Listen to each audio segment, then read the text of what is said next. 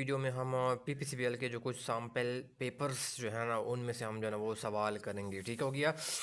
और ये इस तरह का सवाल जो है ना मैंने ऑलरेडी जो मेरा वीडियो है परसेंटेज के हवाले से वहाँ पर ऑलरेडी मैंने इस तरह के सवाल को डिस्कस किया गया है, बाकायदा मैंने क्वेश्चन सॉल्व करके दिए है। ठीक है। और यही क्वेश्चन जो है ना ये सैम्पल पेपर में से जो है ना वो पूछा गया है। ठीक है, जो कि मैंने अपने वीडियो लेक्चर के दौरान जो 8 घंटे की जो पूरी लेक्चर है मेरी परसेंटेज के ऊपर वहाँ पर मैंने डिस्कस किया है। अब गाइस क्या है, इस तरह के सवाल क्या है, वो कहते हैं कि population of the town increases every 1/4 every year. ठीक है, बाय 4%, ये एवरी ईयर होगा। ठीक है, बाय 4%। इफ़ इस present population is 50,000 and after 2 years. ठीक है, तो 2 साल के बाद क्या होंगी, इनकी पॉपुलेशन क्या हो जाएगी। अगर वो क्या है हर साल 4% के हिसाब से क्या है वो ग्रो कर रही है पॉपुलेशन, उनकी जो प्रेजेंट पॉपुलेशन ने खुद बता दिया 50,000 है। ठीक है, तो अब क्या करना है, इस तरह के सवाल में आपने सबसे पहले फार्मूला आपने क्या करना है, आपने वो लिखना है। ठीक है, इनका फार्मूला क्या कर आप नोट करेगा। ये है पी है और 1 + R/100 हो गया, और ये क्या आएगा, ये एन हो गया। ठीक है, अब इसमें जो नंबर एन है वो क्या है, नंबर ऑफ़ ईयर्स है। ठीक है ना, ये आप याद रखेगा। एन क्या है, वो नंबर ऑफ ईयर्स है। ठीक है, एक तो ये आ गया। दूसरा क्या आ गया, और जो है ना वो इसमें क्या है, इसमें है जो परसेंटेज जो इंक्रीज़ आया है ना, परसेंटेज इंक्रीज़ वो बेसिकली क्या पॉपुलेशन में ना, जिस तरह यहाँ पर उसने गिवन है 4% है। ठीक है, वो आपका आर वही बनेगा। फिर आपका जो ना वो पी क्या हो जाता है, वो बन जाता है पॉपुलेशन। तो कौन सा पॉपुलेशन, जो उसने खुद प्रेजेंट जो वैल्यू है उन्होंने जो दी होती है। ठीक है ना, प्रेजेंट वैल्यू जिस तरह सवाल में उन्होंने दिया 50,000 जो इनकी प्रेजेंट पॉपुलेशन है, ये आपके पास क्या आ गया, आर आ गया, परसेंटेज की फॉर्म में गिवन होगा। और नंबर ऑफ़ ईयर्स क्या है, देखो 2 साल के लिए कहकर वो आपसे पूछ रहा है कि 2 साल बाद इनकी पॉपुलेशन कब होगी, वो नंबर ऑफ़ ईयर्स क्या होगा, वो आपका एन ही होगा। ठीक हो गया, परसेंटेज जितना इंक्रीज़ आ रहा है पर साल हर ईयर, वो क्या होगा, आर क्या होगा, वो आपने लिखना है। ठीक है, अब इस वैल्यू को हम परसेंट वो फार्मूले में पुट करते हैं। पी की जगह हम क्या लगाएंगे, ये पी है 50,000 इनकी वैल्यू है, तो हम ये प्रेजेंट पॉपुलेशन है वो हम लगाएंगे। अच्छा जी, 1 + फिर आर होगा। देखो आर, आर मैंने क्या बताया था, 4% इंक्रीज़ हो रहा है। ठीक है, ठीक है, तो ये क्या 4% है ना, ये हम 4 लगाएंगे, परसेंट नहीं लगाएंगे, जस्ट 4 हम लगाएंगे। डिवाइड बाय क्या होगा, 100 होगा। ठीक है ना, क्योंकि ये क्या परसेंटेज इंक्रीज़ आ रही है। ठीक है, तो हमने परसेंटेज इंक्रीज किया है, वो 4 है ना, तो हमने 4 ही लगाना है, परसेंट साथ नहीं लगाना। ठीक है, अच्छा जी, फिर आपने क्या करना है, और एन कितना है, मैंने कहा नंबर ऑफ़ ईयर, कितने साल बाद वो पॉपुलेशन का कह रहे हैं, 2 साल बाद उनकी पॉपुलेशन की क्या होगी, वैल्यू क्या होगी।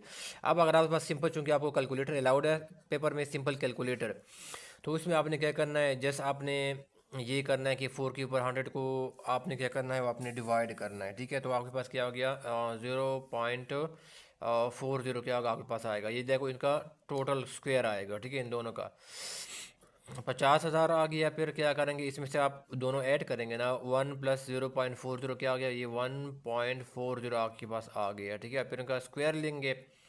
ठीक है, आप क्या करेंगे, चूंकि आपके पास सिंपल कैलकुलेटर होगा ना, तो आप क्या करेंगे, इसका मतलब क्या है, इसका मतलब ये कि 1.40 है मल्टीप्लाई बाय क्या, 1.40, इसको आपने 2 बार क्या करना है, वो मल्टीप्लाई करना है। अगर यहाँ पर 3 है तो आपने 3 बार मल्टीप्लाई करना है, अगर यहाँ पर 4 है तो आपने 4 बार मल्टीप्लाई करना है, जस्ट मैं बता रहा हूँ। ठीक है, तो सिंपल कैलकुलेटर आपको अलाउड होगा, इनको आपने 2 बार मल्टीप्लाई करना है। तो आपके पास जो है ना, इनकी वजह से आपको एक आंसर जो है ना वो क्या आएगा, वो निकल आएगा, वो है आपके पास 1.0816 आ गया। ठीक है, इन दोनों को अब सिंपली क्या करेंगे, आप उनके साथ जो है ना इनको मल्टीप्लाई करेंगे, 1.0816 मल्टीप्लाई करेंगे, तो ये इन दोनों को जब मल्टीप्लाई करेंगे तो आपके पास आएगा 54080। ये क्या होगा आपके पास जो है ना, वो क्या होगी, आफ्टर 2 ईयर्स, आफ्टर 2 ईयर्स क्या होगी आपकी जो है ना वो पॉपुलेशन जो है ना वो निकल आएगी। ठीक है, मैंने जो मेरे जो परसेंटेज के ऊपर डिटेल जो लेक्चर्स है 1 घंटे की, वहाँ पर भी मैंने इस तरह के सवाल जो है ना वो डिस्कस किए हैं। ठीक है,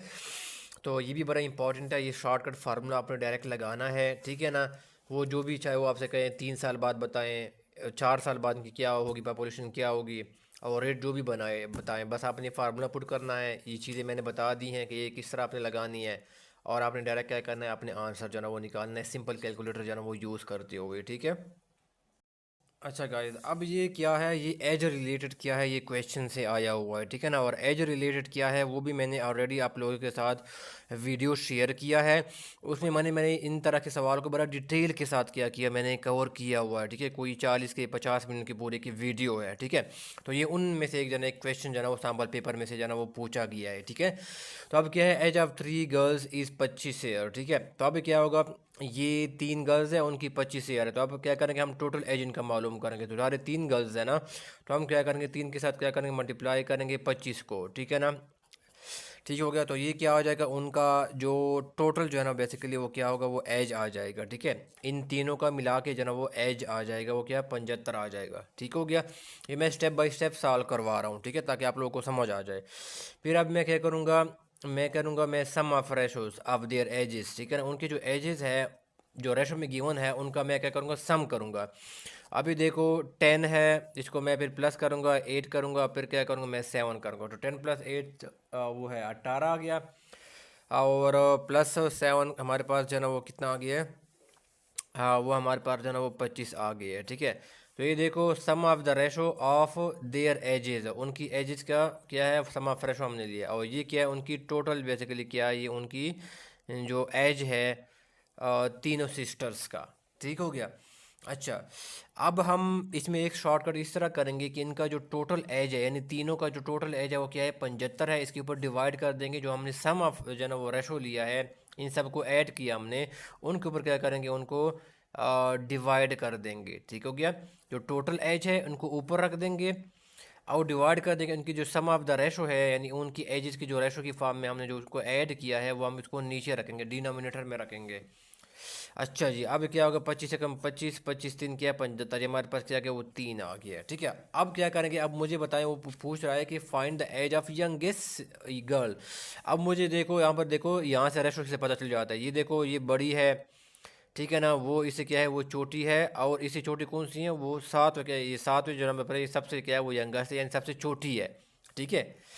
तो अब क्या करेंगे, वो चूंकि वो यंगेस्ट गर्ल की वो बात कर रहे हैं ना, सबसे जो छोटी है उम्र में, अब क्या करेंगे, हम क्या करेंगे, 7 है, ये हमने ये लिया है, क्योंकि ये सबसे यंगेस्ट गर्ल है, वो हम सवाल में यही पूछ रहा है, और उनको मल्टीप्लाई कर देंगे किसके साथ, तो हमने यहाँ पर जो ये फिगर निकाला है 3 निकाला है, ठीक है, ये शॉर्टकट तरीका है। फिर क्या होगा, 7 3 क्या होगा, ये पास 21 आ गया। जस्ट आपने क्या करना है, आपने जस्ट डिवीजन करके और मल्टीप्लिकेशन करके जना और कुछ एडिशन करके आपने आंसर निकालना होता है, ठीक हो गया। तो ये बड़े सिंपल से जाना इस तरह के सवाल होते हैं, आपने इसको इस तरह क्या करना है, वो सॉल्व करना है, ठीक हो गया। इन दोनों को हमने डिवाइड किया, ये आ गया है, और वो जिसको भी एज का पूछ सकते हैं, वो जो है ना वो ओल्डर जो है ना, जो इसमें गर्ल है उनका पूछ सकते हैं, ओल्डेस्ट जो गर्ल है, तो इसमें कौन सा है, वो 10 नंबर पे आएगा। फिर आप 10 के साथ 3 को मल्टीप्लाई करेंगे, तो आप ओल्डेस्ट करके जो है ना वो पिक्चर वो एज आ जाएगी, ठीक है। तो इस तरह आपने क्या करना है, वो निकालना है। अच्छा गाइस, अब नेक्स्ट आ जाता है अब पब्लिक लाइब्रेरी। अच्छा, पीपीसीबीएल के कैश ऑफिसर के हवाले से मैं आपको पोर्टल का जो है एक ओवरव्यू देता हूँ, जहाँ पर जो है वो लेक्चर, मेरे पेड जो लेक्चर्स है वो अवेलेबल है, ठीक हो गया। तो गाइस ये देखो, ये मेरा पोर्टल है, और ये मेरे करंट अफेयर्स से रिलेटेड और जीके से रिलेटेड मैंने जो है ना वो नोट्स वगैरह क्या किए हैं, शेयर किए हैं, ठीक है। ये मैंने बाकायदा अंडरलाइन भी किए हुए हैं, और मैंने बाकायदा बताए हुए हैं कि आपने इनके अंदर ये चीज़ें आपने करनी होती है, ठीक है। फिर आपके अंदर आ जाती है नेक्स्ट, जो आपकी आ जाती हैं वो अंग्रेजी के लेक्चर आ जाते हैं, ठीक है। मैंने बहुत अच्छी तरह डिटेल के साथ मैंने इनको जो है ना वो कवर किया हुआ है, ठीक है। अंग्रेजी के जो है ना वो टोटल जो है ना वो 10 लेक्चर है पीपीसीबीएल कैश ऑफिसर के लिए, ठीक हो गया। फिर आ जाते हैं आपकी मैथ्स के लेक्चर आ जाती है, उसके जो है ना वो टोटल जो है ना वो 6 जो है ना वो लेक्चर्स है, मैंने बड़ा बहुत ही अच्छी तरह जो है ना जो रेलेवेंट जो कंटेंट है वो मैंने कवर किया हुआ है, ठीक है।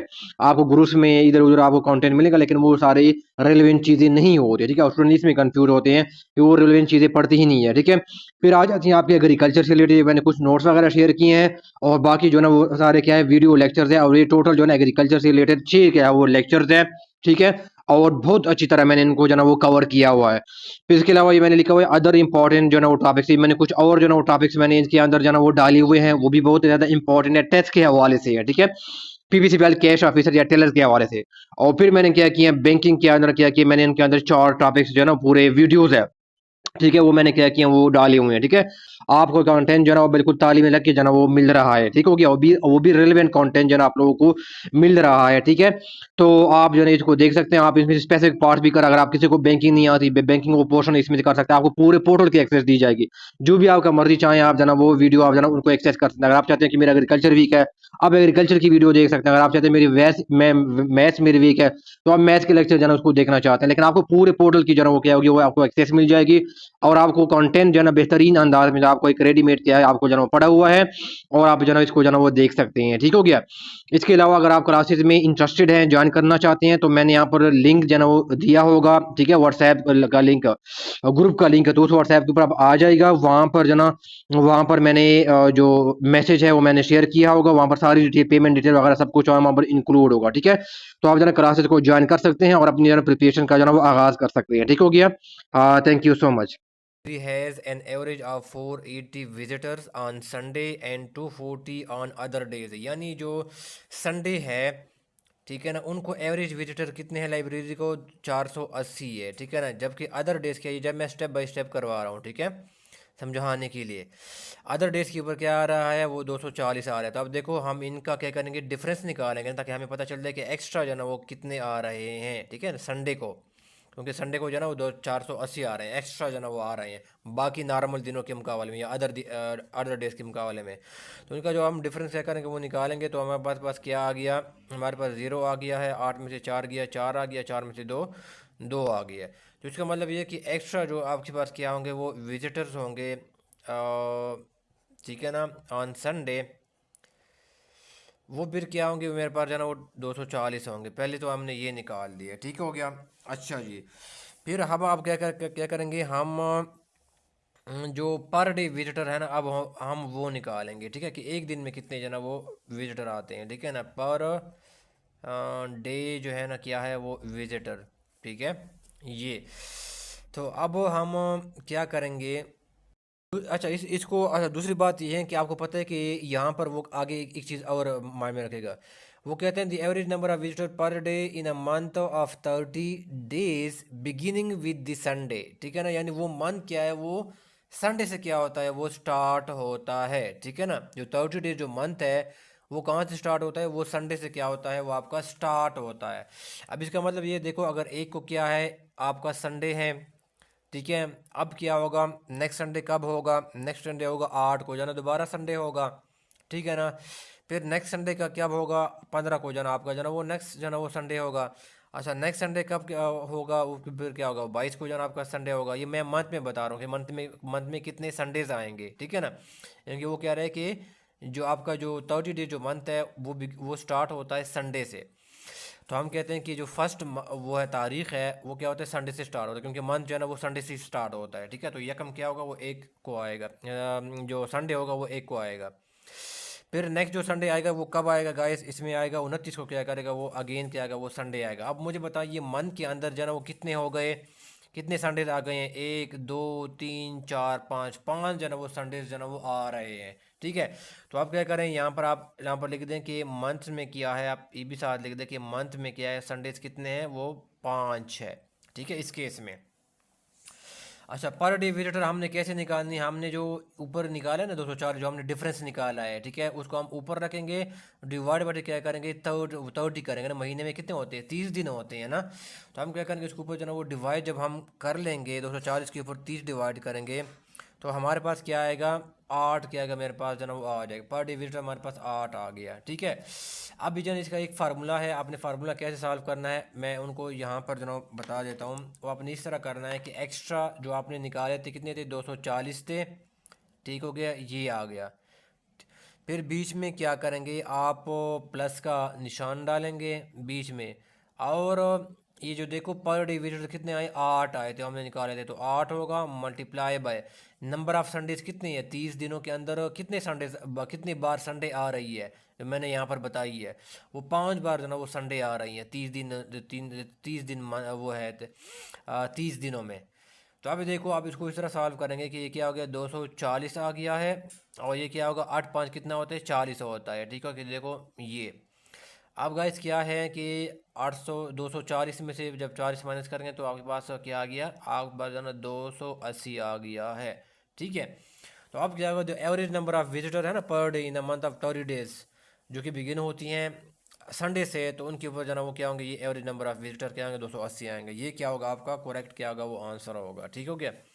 तो ये आपने बहुत शॉर्टकट जो है ना आपने वे से हमने इनको क्या किए हैं, सॉल्व किए हैं। पहले आपने उनका डिफरेंस निकालना है कि जो नॉर्मल डेज थे और संडे के अंदर जो एक्स्ट्रा आ रहे थे उनका डिफरेंस क्या करना है, आपने निकाल देना, वो हमने निकाल दिया, ये आ गया।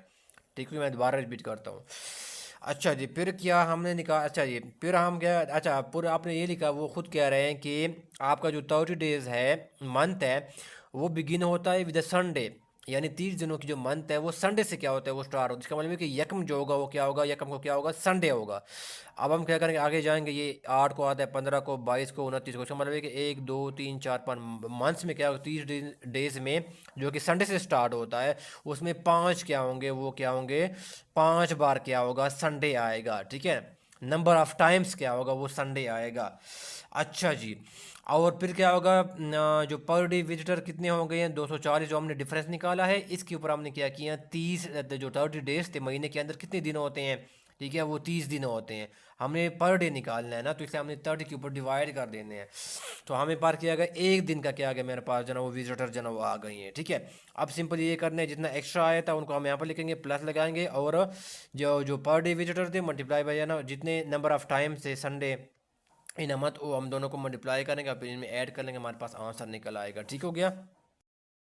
नेक्स्ट सवाल ये पूछा गया था कि -10 मल्टीप्लाई बाय -100। ठीक है ना, तो आपको पहले ये होना चाहिए, साइन का आपका पता होना चाहिए। ठीक है ना, जो साइन का जो रूल होता है वो बेसिकली आपको पता होना चाहिए। ठीक है, ये तो बेसिक चीज़ें हैं, लेकिन मैं फिर भी बता देता हूँ। अगर प्लस क्या हो बीच में मल्टीप्लाई, दो प्लस मल्टीप्लाई हो रहे हो, तो अब क्या आएगा, आपका जो आंसर आएगा वो प्लस आएगा। प्लस मल्टीप्लाई बाय प्लस क्या आएगा, वो प्लस आएगा। ये आपका रूल नंबर पहला हो गया।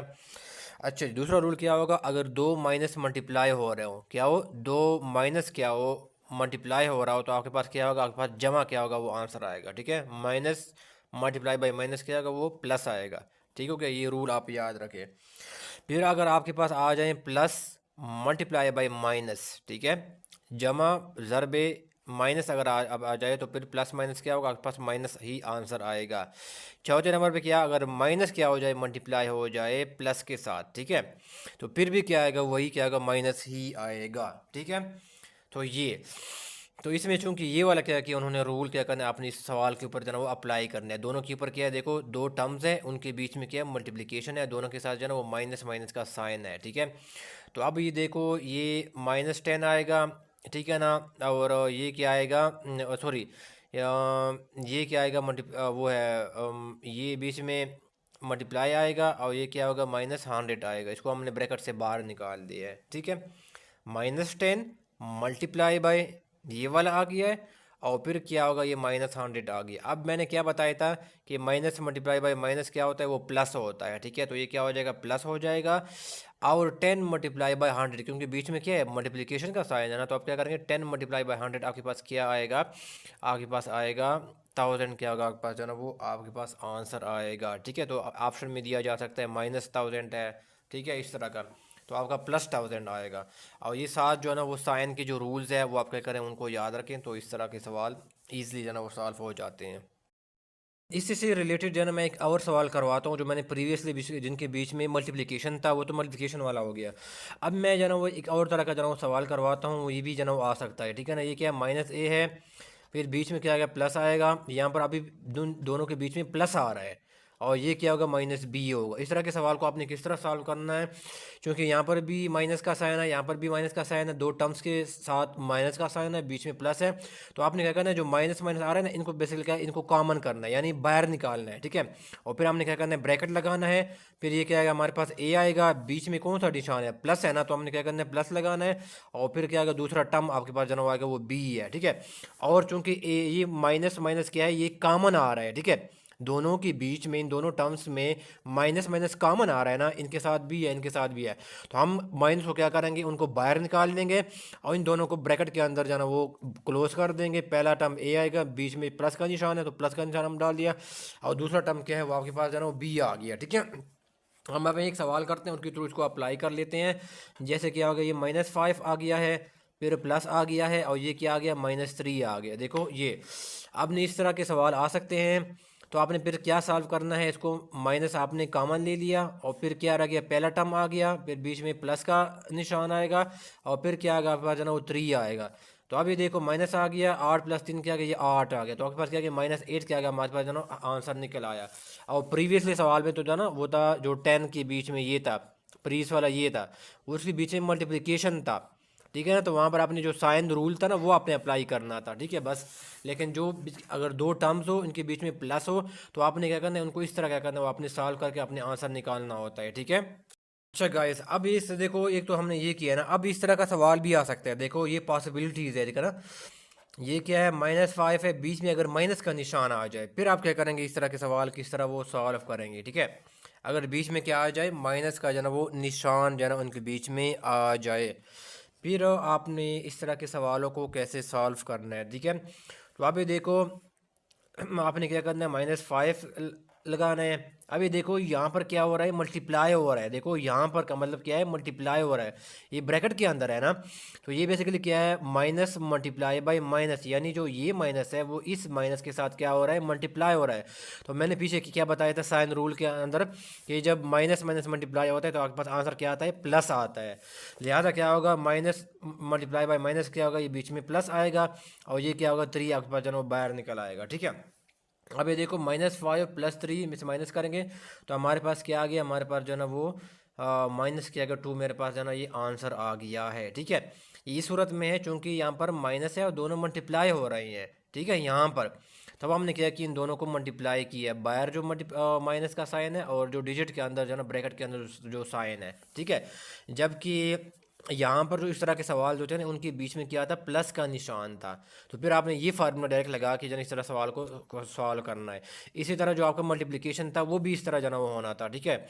यहाँ पर जो ना वो मल्टीप्लिकेशन जो है ना, ये उनके साथ मल्टीप्लाई होता था, फिर ये 100 बाहर निकल आ जाता था, और फिर हम दोनों को क्या करते, दोनों में मल्टीप्लाई कर लेते थे ना, वो आंसर हम निकाल लेते। हमने पीछे जो पिछला जो सवाल था उसे मैंने कवर करवा दिया, ठीक है। तो एक पिछला सवाल हो गया मल्टीप्लिकेशन वाला, वो हो गया। ये मैंने एडिशनल चीज़ें बताई हैं, अगर वो प्लस आ जाए और एक अगर माइनस आ जाए, फिर आपने कैसे सॉल्व करना है, ये मैंने एडिशनल इन्फॉर्मेशन दी है, ये भी इस तरह पूछ सकते हैं। अब ये आ रहा है, ये इंटेलिजेंस का सवाल इसमें आया हुआ है ना सैम्पल पेपर में से, कि A4 है, 8 है, 16 है, 32 है और 64 है। अब जो मैंने आपको इंटेलिजेंस वाले क्वेश्चन करवाए थे ना, ये बिल्कुल उसी जो ना मैंने इसमें एक केस डिस्कस किया था, अगर आपको याद हो, ठीक है। इंटेलिजेंस वाला पूरा एक लेक्चर है, ठीक है, पार्ट नंबर 1। तो देखो वहाँ पर मैंने ये क्वेश्चन डिस्कस किया था कि देखो इसमें इस तरह होता है कि देखो ये क्या, ये 2 के साथ जो ना 4 मल्टीप्लाई हुआ है नेक्स्ट नंबर निकालने के लिए, ठीक हो गया। अभी देखो अगेन क्या है, 8 क्या है, 2 के साथ मल्टीप्लाई हुआ है नेक्स्ट नंबर निकालने के लिए। अब देखो 16 क्या है, वो 2 नंबर के साथ मल्टीप्लाई हुआ है नेक्स्ट नंबर फाइंड करने के लिए। अब देखो 32 क्या है, 2 के साथ मल्टीप्लाई हुआ है नेक्स्ट नंबर निकालने के लिए। तो फिर क्या होगा, 64 क्या होगा, वो 2 के साथ मल्टीप्लाई होगा, 4 2 8 आएगा, और कितना 6 2 12 आएगा। तो इसका मतलब ये कि नेक्स्ट आपका जो नंबर आएगा वो है 128 आएगा, ठीक है। ये वाला केस भी मैंने जो इंटेलिजेंस वाला जो सीरीज़ था उसके अंदर मैंने ये केस भी डिस्कस किया गया था। इसलिए मैंने कहा कि उनको आप बार बार देखिए, और वो जो मैंने केसेस बताए थे उनको आप माइंड में रखिएगा, ठीक है। तो अगर आपके माइंड में होगा तो आप सीधा क्या करेंगे, उनको जो है ना वो ईजिली पहुंच जाएंगे। और इनका इस तरह ये भी है, एक तो मैंने बताया था कि जो डिवीज़न होती है ना वहाँ पर बड़ा डिफरेंस, बड़ा ह्यूज डिफरेंस होता है ना। एक तो वहाँ से भी पता चल जाता है कि ये डिवीज़न कहीं पे हो रही है, ठीक है, क्योंकि एक बड़ा नंबर होता है, फिर थोड़ा वो छोटा हो जाता है, फिर वो इससे भी छोटा हो जाता है, ठीक है, यानी डिफरेंस ज़्यादा आ रहा होता है। मैंने उस वीडियो में बताया था डिवीज़न वाले उसमें जो रूल में, ठीक हो गया। और फिर जब ना जब अब फिर आपने ये भी देखना है कि जब ये चीज़ें क्या होती है वो डबल हो रही है ना, फिर आप ये समझ लें कि ये कुछ मल्टीप्लिकेशन जो है ना वो इस तरह की हो रही हैं, ठीक है। तो मैंने ये किसी केस भी डिटेल के साथ इंटेलिजेंस वाला जो पार्ट नंबर 1 था वहाँ पर मैंने वो डिस्कस किया गया था, ठीक है। तो जिसने वो अच्छी तरह किया होगा, वो चीज़ें माइंड में रखी होगी, उनके लिए इस तरह से सवाल जो है ना वो बिल्कुल पीस ऑफ केक होगा इनके लिए, ठीक है। इंग्लिश की जो है ना उन्होंने ये पूछा गया था, उनकी सिनम्स आपने बताने थे, ठीक है ना, साइनोनिम्स, ठीक है ना, सिनम्स, तो ये बताने थे। तो अब देखो राइवल है, फ्रेंड जो है ना, राइवल किसे कहते हैं, उसको दुश्मन को कहते हैं, ठीक है ना, आपका जो अपोनेंट होता है, ठीक है, अपोनेंट या दुश्मन कहते हैं उनको, ठीक है। अच्छा जी, आप फ्रेंड नहीं हो सकता क्योंकि वो सिमिलर मीनिंग का पूछ रहा है, ठीक है, ये भी नहीं हो सकता। गेस्ट है, ये भी नहीं है, ठीक है ना। कंपटीटर, बिल्कुल आपका जो कंपटीटर होता है, आपका जो अपोनेंट होता है, वही क्या होता है, आपका राइवल भी कहलाता है। ये दोनों क्या है, ये सिनोनिम्स है, ठीक है। इस तरह क्या, अपोनेंट भी कहते हैं उनको, मुखालिफ जो आपका है, ठीक है ना, अपोनेंट, ठीक है। इनको कंपटीटर भी कहते हैं या राइवल है। ये सारे तीनों जो क्या है, ये आपस में सिनोनिम्स है, ठीक है। तो आपका जो करेक्ट ऑप्शन क्या होगा, वो आपका ये होगा, ठीक है। फिर ये सैम्पल पेपर में गिवन है, ठीक है। तो इसका मतलब ये है कि आपके वो पेपर में जो है ना, ये इसके आएंगे, ठीक हो गया। हाँ अच्छा जी, फिर क्या हो गया आपके पास, जो है ना वो आ गया आपके पास, एरोगेंट आ गया है, ठीक है। एरोगेंट, एरोगेंट क्या हो जाता है, जो बड़ा मगरूर होता है, ठीक है ना, मगरूर, ठीक है ना। प्राउड जिसे कहते हैं, अंग्रेजी में उसे कहते हैं प्राउड कहते हैं, ठीक है। जो बंदा प्राउड होता है, या इसको और भी कहते हैं HAUGHTY, हार्टी कहते हैं, प्राउड कहते हैं, या एरोगेंट कहते हैं, ठीक है। अब उन्होंने इसका क्या पूछा था, उन्होंने इस वर्ड का बेसिकली उन्होंने उसका एंटोनिम पूछा गया था, ठीक है ना। TONYM, इसका इसने एंटोनिम बेसिकली पूछा गया था। तो अब इसका एंटोनिम क्या है, कॉन्फिडेंट है, नहीं ये मेरे पास नहीं है, ठीक है। अब क्या है, प्राउड है, प्राउड तो मैंने खुद बता दिया कि आपस में सिनोनिम्स है, लेकिन वो मुझे, अब वो मुझसे पूछ रहा है एंटोनिम बताएं, ठीक है। तो ये प्राउड नहीं है, प्राउड क्या है, ये इनका सिनोनिम है, ये भी मेरे पास नहीं है, ठीक है ना। पावरफुल नहीं है। और देखो हम्बल, एक होता है बड़ा मगरूर होता है, और एक होता है बड़ा आजिज़ होता है, ठीक है ना। ये देखो ये आजिज़, तो आपका जो करेक्ट ऑप्शन क्या होगा, वो आपके पास हम्बल आएगा, ठीक है। ये आपका करेक्ट ऑप्शन होगा। ये आया था इंग्लिश से। और वो है कि Maria has dash in Karachi, ये क्या है, ये टेंसेस करेक्शन से आया हुआ है, जो कि ऑलरेडी मैं करवा चुका हूँ 2 लेक्चर्स, ठीक हो गया। और आपको पोर्टल के ऊपर आपको अवेलेबल है। अच्छा जी, अब Maria has dash in Karachi. अब गाइस क्या है, यहाँ पर हैज़ है। अब मुझे बताएं हैज़ के साथ कौन सा वर्ब की फॉर्म लगती है, या वो क्या होती है, वर्ब की तर्ड क्या होती है, वो फॉर्म क्या होती है, वो लगती है, ठीक है, याद रखो। तो इसका जो बेस फॉर्म क्या है, वो लिव है। सेकंड फॉर्म क्या होगा, लिव्ड होगा। और थर्ड फॉर्म क्या होगा, वर्ब क्या होगा, वो लिव्ड ही आएगा, ठीक है। अभी देखो यहाँ पर जो है ना, वो लिव्ड है, ये क्या है, आपका करेक्ट ऑप्शन है, ठीक है। क्योंकि हैज़ के साथ क्या होगा, वर्ब की थर्ड फॉर्म क्या होगा, आपका लगेगा, ठीक है। लिविंग नहीं आ सकता क्योंकि वो प्रेजेंट कंटिन्यूस की बात ही नहीं कर रहा, ठीक है ना। ल्यूज भी नहीं आएगा, हैज़ के साथ ल्यूज आता है, नहीं आता। हैज़ के साथ जो है ना, वो फर्स्ट फॉर्म ऑफ वर्ब आती है, नहीं आती, बल्कि थर्ड फॉर्म ऑफ क्या होती है, वो वर्ब आती है, ठीक है। तो आपका जो करेक्ट ऑप्शन क्या होगा, वो ये होगा। थर्ड फॉर्म ऑफ वर्ब क्या होगा, वो हैज़ के साथ आएगा। Maria has lived in Karachi, ठीक है। नेक्स्ट सवाल आया हुआ है, a bank accepts funds from customers and uses those funds to provide loans and make payments, ठीक है। तो इसमें क्या करता है, वो कहते हैं कि बैंक क्या करता है, कस्टमर से जो डिपॉजिट्स जो है ना, वो एक्सेप्ट करता है, फिर उनको उन्हीं फंड्स को आगे क्या करता है, एज ए लोन के तौर पर जो है ना, वो देता है, ठीक है ना। तो इसमें वो क्या है, जो ऑप्शन गिवन है, funds customers funds as assets and loans as liabilities. तो अब मुझे बताएं कि कस्टमर, देखो बैंक, कस्टमर क्या होता है, वो जो बैंक जो क्या करता है कि वो कस्टमर से जो पैसे लेता है ना, तो वो बेसिकली क्या है, वो बैंक के लिए क्या है, वो लोन है, ठीक है। तो आपको पहले ऑप्शन क्या देखो, बी ऑप्शन को देखो, कस्टमर्स फंड्स एज लोन्स, यानी बैंक जो है ना, वो जो कस्टमर के जो फंड्स लेता है, वो बैंक के पर्सपेक्टिव में क्या है, वो लाइबिलिटीज है, क्योंकि उसने फ्यूचर में उनको इंटरेस्ट के साथ, प्रिंसिपल अमाउंट विद इंटरेस्ट क्या करना होता है, कस्टमर को पे ऑफ करना होता है फ्यूचर में, ठीक है। लिहाजा क्या करता है, अगर बैंक क्या करता है, कस्टमर से एक्सेप्ट करता है, तो ये जो कस्टमर के जो फंड्स होते हैं, ये बैंक के पर्सपेक्टिव से क्या हो जाते हैं, ये लाइबिलिटीज कहलाते हैं, लोन्स कहलाते हैं, ठीक है। और बैंक ने फ्यूचर में बेसिकली क्या है, उसने कस्टमर से क्या, कस्टमर को वापस जो है ना, वो प्रिंसिपल अमाउंट और जो इंटरेस्ट की अमाउंट है, वो वापस पे बैक करना होता है बैंक ने, ठीक है ना। अच्छा फिर आगे कहते हैं एंड लोन्स एज एसेट्स, और बैंक क्या करता है, वो जो आगे लोन देता है, ठीक है। बैंक क्या करता है, जो कस्टमर से ज़्यादा पैसे एक्सेप्ट करता है, वो इनकी परस्पेक्टिव से ये लाइबिलिटीज़ है। और उन्हीं फंड को यूटिलाइज करते हुए जब वो उनको आगे लोन्स देते हैं, तो बैंक की परस्पेक्टिव से ये क्या है, ये उनके लिए एसेट है, लोन्स प्रोवाइड करते हैं, इनके लिए एसेट है। क्यों एसेट है, क्योंकि बैंक ने फ्यूचर में जिसको जिसको लोन दे रहा है, उसने फ्यूचर में बैंक ने उसे इंटरेस्ट भी रिसीव करना है, और उनसे क्या करना है, प्रिंसिपल अमाउंट भी क्या करना है, वो रिसीव करना होता है, ठीक है। तो बैंक के पर्सपेक्टिव से क्या है, आगे जो लोन्स देना, अपने बोरोवर्स को लोन देना, कस्टमर को लोन देना, ये बैंक के पर्सपेक्टिव से क्या है, ये एक एसेट है, क्योंकि बैंक ने फ्यूचर में क्या करना होता है, वो अमाउंट, प्रिंसिपल अमाउंट और इंटरेस्ट की अमाउंट क्या वो रिसीव करनी होती है। तो आपका जो करेक्ट ऑप्शन क्या होगा, वो बी क्या होगा, वो ऑप्शन होगा। ये मैंने जो अपना बैंकिंग पोर्शंस है, इस तरह के क्वेश्चन हमने ऑलरेडी क्या किए, वो हमने वो डिस्कस किए हुए हैं, और यहाँ पर सैम्पल पेपर में यही तरह का जो ना क्वेश्चन वो यहाँ पर जो ना पूछा गया है, ठीक है गाइस। नेक्स्ट ये आया हुआ है बैंकिंग से कि in banking practice on the death of account holder the account is immediately marked as. तो गाइस इसमें करेक्ट ऑप्शन क्या है, वो बेसिकली है उन अकाउंट को डिसीज क्या होता है वो डिक्लेयर कर लिया जाता है, ठीक हो गया।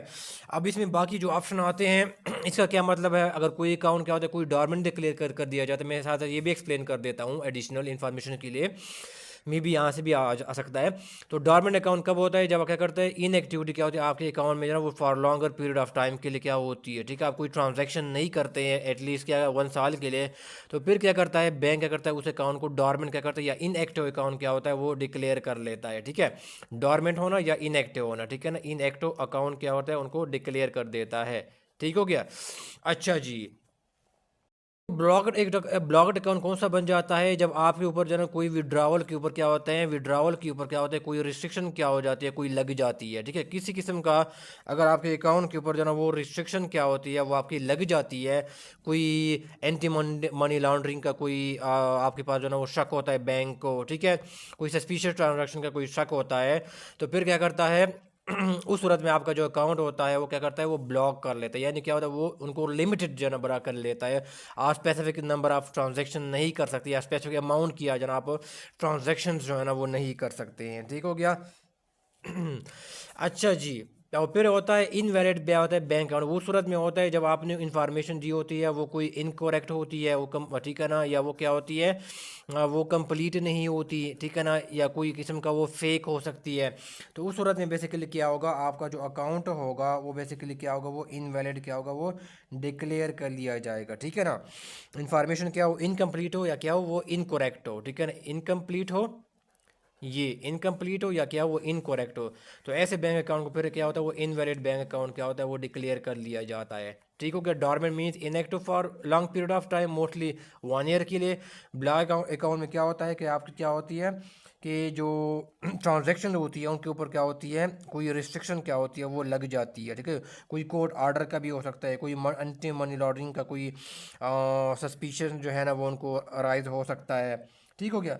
तो इसकी वजह से क्या हो जाता है वो, या कस्टमर की रिक्वेस्ट के ऊपर भी जो है ना वो ब्लॉक हो सकता है, ठीक है, जैसे कस्टमर भी हो अपने अगर उनको कोई एटीएम कार्ड या कुछ इस तरह का गुम हो गया या उनको शक है कि मेरा बैंक अकाउंट हैक हो गया, तो फिर वो बैंक को रिक्वेस्ट करके अपना अकाउंट जो है ना वो ब्लॉक कर सकते हैं, ठीक हो गया। तो ये मैंने साथ एडिशनल इन्फॉर्मेशन दी है, और ये भी क्या कर सकते हैं आपसे ये पूछी जा सकती हैं, और ये वैल्यूएबल इंफॉर्मेशन है बैंकिंग के हवाले से, ठीक हो गया। लगता है कि working capital is calculated as, इस तरह के जो सवाल जो सैम्पल पेपर में दिए हैं तो ये ऑलरेडी मैं डिटेल के साथ अपने जो पेड लेक्चर्स है उसके अंदर मैं डिटेल के साथ इन टॉपिक्स को मैं डिस्कस करा चुका हूँ, ठीक है। तो यहाँ पर क्या है working capital is calculated as fix asset minus liabilities, ठीक है, ये आपके पास ये वाला नहीं है, ठीक है। आपके पास जो करेक्ट ऑप्शन है वो बी है, ठीक है ना, करंट एसेट्स में से करंट जो लाइबिलिटीज़ है जब आप माइनस करते हैं तो आपके पास क्या हो जाते हैं वर्किंग कैपिटल क्या हो जाता है वो आपके पास आ जाती है। करंट एसेट मतलब वो होते हैं जो कि ईजिली क्या हो जाते हैं विद इन 1 ईयर क्या हो जाते हैं वो कन्वर्ट हो जाते हैं कैश में, ठीक है ना, विद इन 1 ईयर क्या हो जाते हैं जो एसेट कैश में कन्वर्ट हो जाते हैं।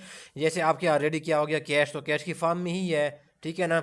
अच्छा जी, जो आपके पास जो ना बैंक में जो पैसे हैं, ठीक है ना, वो क्या करंट एसेट के अंदर आ जाते हैं। आपके पास जो एक बिजनेस के पास जो स्टॉक होती है या उनके पास जो इन्वेंट्री होती है, ठीक है ना, वो क्या हो जाता है 1 साल के अंदर जो ना वो बिक जाती है, ठीक है। तो बेसिकली ये क्या हो जाती हैं ये करंट एसेट की कैटेगरी के अंदर ही क्या होता है ये आती है, ठीक है। और करंट लाइबिलिटीज़ वो होती है जो कि 1 साल के अंदर क्या होता है किसी बिजनेस ने उनको पे ऑफ करना होता है, ठीक है, विद इन 1 ईयर बिजनेस ने उनको पे ऑफ जो है ना वो करना होता है। जैसे कोई बैंक लोन्स हो गए हैं शॉर्ट टर्म जिसको हम लोन कहते हैं, ठीक हो गया। तो इसके अंदर बहुत सारे कुछ आ जाते हैं, जैसे मैंने ओवरव्यू आप लोगों को जो है ना वो दिया हुआ है, ठीक है। और रेवेन्यू में से जो हम एक्सपेंसेस माइनस करते हैं तो आपको वो लोगों आपको पता है कि ये क्या हो जाता है प्रॉफिट जो आता है, ठीक है ना। बेसिकली उनके लिए जो वर्ड यूज होता है वो कहते हैं ग्रॉस प्रॉफिट जो है ना वो यूज होता है, ठीक है, अगर हम इनकम स्टेटमेंट की हम बात कर रहे हैं, ठीक है, अगर हम बात करते हैं इनकम स्टेटमेंट की, ठीक है। तो आपके पास जो करेक्ट ऑप्शन क्या होगा वो ये है, करंट एसेट में से करंट लाइबिलिटी जो माइनस की जाती है तो आपके पास जो है ना वर्किंग कैपिटल का क्या हो जाता है वो आ जाता है, ठीक है। और वर्किंग कैपिटल कौन सी होती है, वो ऐसे खर्चे होते हैं जो बिजनेस ने क्या हो जाता है अपने डे टू डे बिजनेस ने डे टू डे ऑपरेशन को फंड करने के लिए, ठीक है ना, एक बिजनेस ने डे टू डे ऑपरेशंस को फंड करने के लिए जो उनके पास जो ना वो क्या हो जाते हैं, पैसे, जो पैसे उनके पास चाहिए होते हैं उनको वर्किंग कैपिटल कहते हैं, या जो उनके पास पैसे अवेलेबल होते हैं, ठीक है, जैसे वेजेस पे करना, बाकी वो है बिजनेस ने मुख्तलिफ एडवर्टाइजमेंट जो है ना वो रन करना वगैरह, ठीक है ना, ऑफिस के वो यूटिलिटी बिल्स वगैरह पे करना, ये सारे क्या है वर्किंग कैपिटल के अंदर आते हैं, क्योंकि ये डे टू डे एक्सपेंसेस को वो करने के लिए, ऑपरेशन को परफॉर्म रन करने के लिए वो जो एक्सपेंसेस वो करता है, इनकर करता है, ठीक है, इनको वर्किंग कैपिटल कहते हैं, ठीक हो गया। ऑफिस का रेंट हो गया, बिल्डिंग का रेंट हो गया, ठीक है, ये सारे उनके ये खर्चे हो गए, यूटिलिटी बिल्स हो गए, सैलरीज वगैरह पे करना, वो सारे वर्किंग कैपिटल के अंदर ही आते हैं, ठीक है। वो कोई बिजनेस ने जना वो कोई स्टॉक भी तो खरीदना होता है ना, इन्वेंट्री खरीदनी होती है, स्टॉक खरीदना, सामान खरीदना होता है, तो वो भी क्या होती हैं उनके लिए जना वो उनके लिए जो फंड रिक्वायर होता है उनको वर्किंग कैपिटल कहा जाता है, ठीक है।